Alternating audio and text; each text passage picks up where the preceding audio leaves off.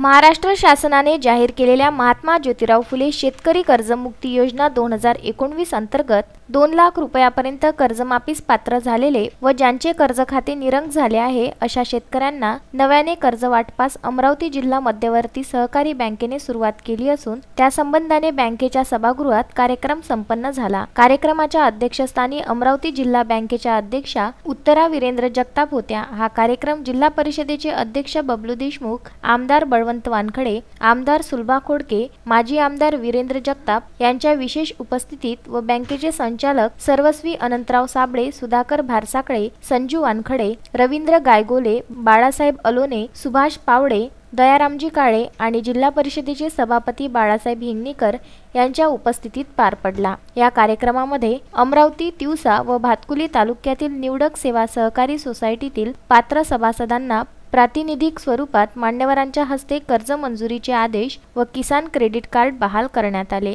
या कर्जमाफी योजनेअंतर्गत बँकेला महाराष्ट्र शासनाकडून 2 लाखापर्यंतचे कर्जमाफीस पात्र एकूण 47,000 शेतकऱ्यांपैकी आतापर्यंत 2 टप्प्यामध्ये 30,000 शेतकऱ्यांची कर्जमाफीची रक्कम 199.65 कोटी प्राप्त झाली आहे। उर्वरित पात्र शेतकऱ्यांची रक्कम शासनाकडून प्राप्त व्हायची आहे। ज्या शेतकऱ्यांची रक्कम बँकेला प्राप्त झाली त्यांना कर्ज वाटप करण्यास बँकेने सुरुवात केली आहे। सुरेंद्र बिसने, विदर्भ न्यूज, अमरावती।